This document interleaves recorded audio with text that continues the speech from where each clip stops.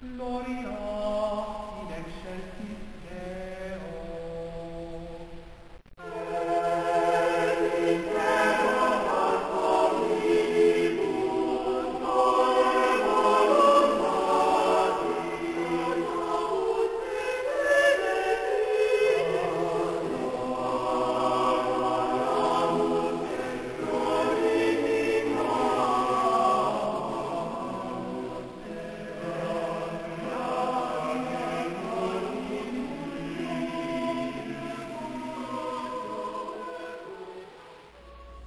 Hello, my name is Father James McLucas, and I welcome you again to another edition of Catholic Insight. We have today a very special guest, Father Chad Ripperger, who is a priest of the Fraternity of St. Peter. Father teaches philosophy, dogmatic theology, and moral theology at the Fraternity Seminary in Denton, Nebraska, Our Lady of Guadalupe Seminary. Father earned his doctoral degree at the Pontifical University of the Holy Cross in Rome, and he's the author of a magnificent trilogy entitled Introduction to the Science of Mental Health. And the next several sessions of Catholic Insight, we will be discussing Father's trilogy. Father, welcome. Thank you. I also have the privilege of calling Father a friend. Father, I believe that your 3-volume work is probably the first real attempt to systematize a Catholic approach to the discipline of psychology. Many Catholics are wary of the term psychology. Should they be? Yes, I think so. Given the current situation within modern psychology, which takes an approach to man which is at variance very often with the Catholic understanding of man, they should be wary of the modern psychological approach. Was it always that way? Did psychology start out that way, as being at variance with, let's say, okay, the Catholic understanding of man? Not historically. Historically, it actually began with an Aristotelian, there were a few Thomists, but it was an Aristotelian approach to psychology. And then very quickly, very early on, the modern psychologists derailed that with an understanding of man which is not incongruity with the Catholic understanding of man. And when you say the Aristotelian foundation, okay, and just talk a little bit about why that would be important for in a natural sense.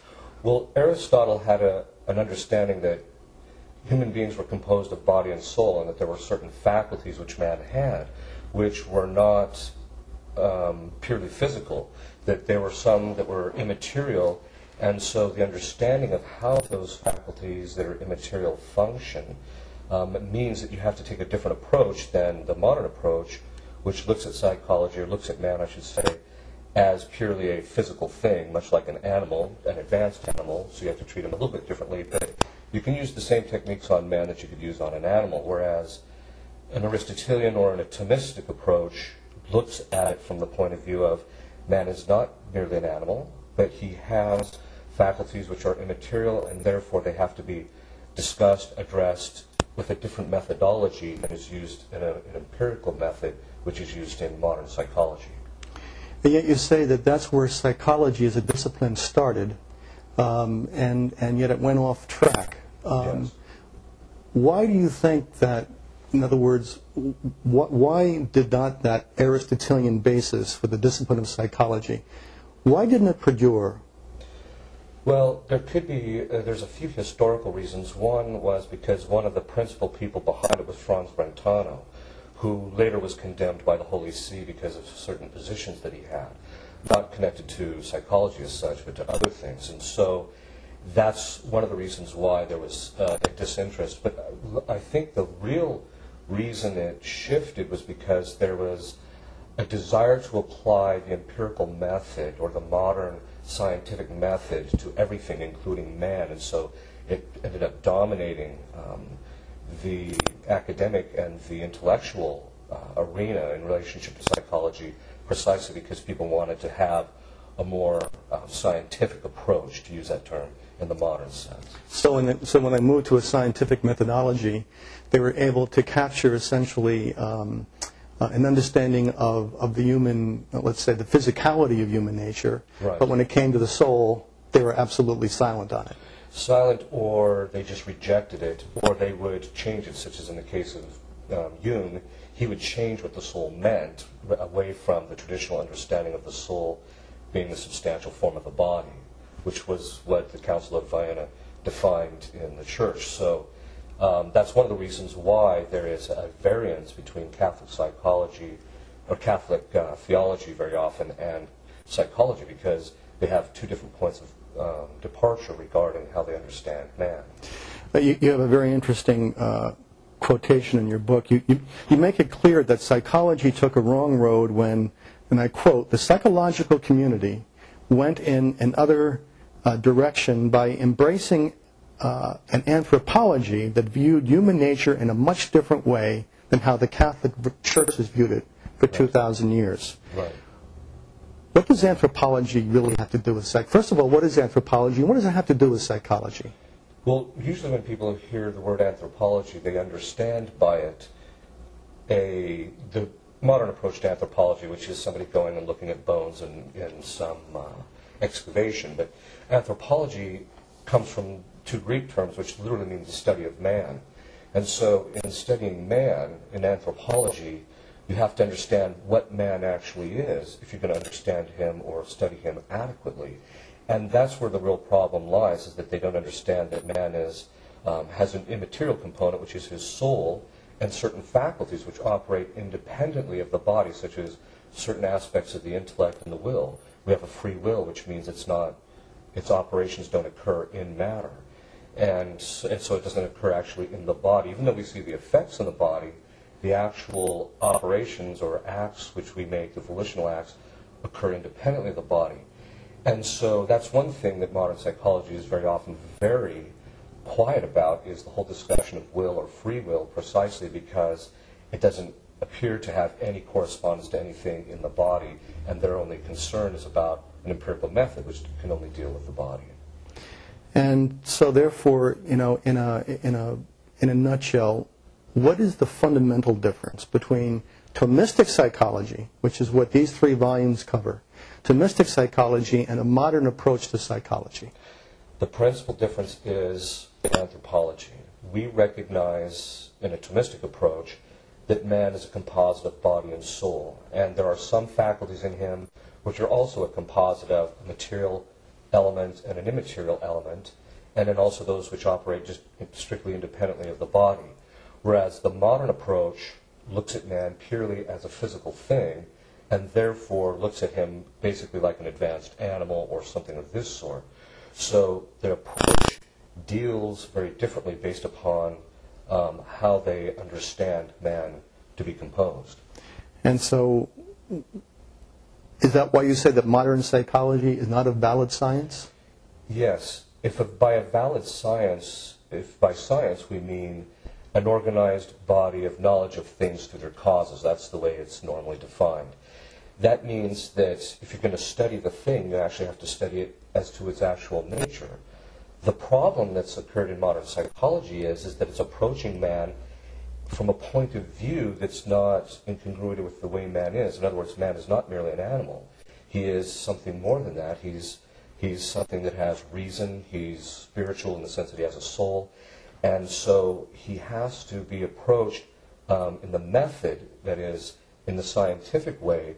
You have to approach him in all of his causes, and by that we mean that man's mental health is something that's not merely just a matter of environment or physicality or his bodily disposition, but there are other things that are spiritual that affect him, and also his faculties. Some of his faculties are spiritual, and so it's important that we look at it from that point of view, and that's why I say it's not a valid science, because it doesn't really study man as he is. It studies their view or their understanding of man, which is, of course, flawed, or at least at variance with the Catholic understanding of man. I'm going to throw you a curveball, okay? It occurs to me as you speak. If a Thomistic psychologist sat down with a modern psychologist, would they have anything to talk about? My experience is, I've actually done that, by the way, personally. Okay. My experience is that it's very difficult to discuss things because the language, the vocabulary is different. So when you're talking about certain aspects of the human being, like the intellect, the will, and things like that, what they understand by it and what you understand by it are very different. And so what ends up happening is that you kind of get to an impasse, because most of the people I've discussed, or most of the psychologists, the modern psychologists that I've discussed, the Thomistic approach to psychology, don't have the vocabulary or the background to understand the importance or the actual the coherence or the force of your argument as to why psychology has to be a certain way. And so it's very often they end up just saying, well, that's just one view among many, and there's not a real understanding. Among Catholic psychologists who are modern, that is, they follow the modern approach to psychology, that they want to become Catholic, they start finding that there's a disconnect between their psychological training and what they do in their therapy and what they understand as Catholics, and they want to bring in certain aspects of Catholicism into it, such as certain aspects of the spiritual life. But they don't know how to do that, because what we understand about us spiritually rests directly upon how we understand man is composed. And so they don't understand it the same way as the Catholics do, at least as the Catholic Church does in its theology. And so there's an impasse. And so very often they're searching around, but they come to the conclusion that, in the end, most of them come to the conclusion that you can't really mix the two, which is actually not the case, as you see in my second volume. Exactly. Okay. And I guess one of the other aspects, because I think that there are people who watch this program who probably have had reason to seek some type of assistance, whether it's marriage counseling or psychological counseling. And would you say that, for instance, people are always asking me, who would you recommend as a good psychologist? Okay. How do you find one? With much difficulty. My experience is that there are a few. In fact, usually when people will email me or contact me, I have two in particular that I generally recommend, because they have their degrees in modern psychology, but they're Thomists. And so they generally tend to approach, and they've been very, very successful helping people, because one of the reasons why modern psychology hasn't been very successful, people will notice that they'll go to a psychologist, week after week or year after year, and there doesn't seem to be much improvement. Well, if you don't know how to fix a problem because you don't understand the nature of the thing you're working on, well, that's what's going to happen. Well, these men actually understand, based upon a Thomistic approach to psychology, how we compose, how we function, and also understanding the Catholic theological component, that we have sin, disorders from sin, original and actual sin, which affect us mentally, and so they understand how to combat those based upon a thoroughly Catholic approach to it. Very, very interesting. And again, just simply to help perhaps some of our viewers, let's say that you have, in your experience, let's say that you have a Protestant, let's say a psychologist who's a practicing Protestant of some, whether it be Presbyterianism or whatever, and a completely secular psychologist. All right. And you look at the phone book. That's the only choices. All right. Right. Do you think that one is better than another? In other words, with the Protestant who has basically a deficient understanding, of Thomistic philosophy, very often, matter of fact, has no understanding of it, and the foundational aspect of how your whole series of books maintains that to understand human psychology and to get it right, you must understand, St. Thomas, at least how he communicates his the way God made us. Right. Okay. Exactly. And therefore, I guess that actually, just to say, you get God wrong, you get man wrong. Absolutely. Okay. Now, I guess the question is, if there's a Protestant and a secular, all right, is the Protestant's little bit of limited understanding of, let's say, the faith better than someone who has really no understanding, who comes to it with a tabula rasa? It depends on the particular psychologist. Okay. Because sometimes a secular psychologist will have gone through his whole modern psychological training and realized it doesn't work. So he just puts it aside, and then he just operates like a normal human being and just says, okay, what's your problem? Let's try and figure it out. Those are the ones that tend to be much more successful than the guys who stick to their training or the Protestants who stick to a Protestant mind. Some of the Protestants have been trying to, they understand that God can affect us, spiritual things can affect us, so they've tried to introduce it, but of course their understanding of these things is flawed. Okay, all right. Which in the end leads to a misunderstanding of man, and so their success rate is not as good as even, say, a secular psychologist who just operates according to common sense. Interesting. I had a hunch that might be part of the answer. Father, I think that's about all we have time for this edition. We are going to come back to you because Father has much more to say about his work on the introduction to the science of mental health.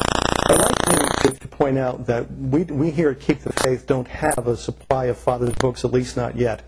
But if you wish to order his books, they are available online, and this is the way you do it. There's no easy way of doing this, as we discussed. All right. If you go to Google, everybody who's online knows what Google is. Google Father's name, Father Chad Ripperger, and put it in quotation marks, and then hit search. You'll find Father's homepage there, and there you'll be able to see his series on the introduction to the science of mental health is available through his website. Again, I'd like to thank you for joining us here at Catholic Insight, and we look forward to seeing you again next week. God bless.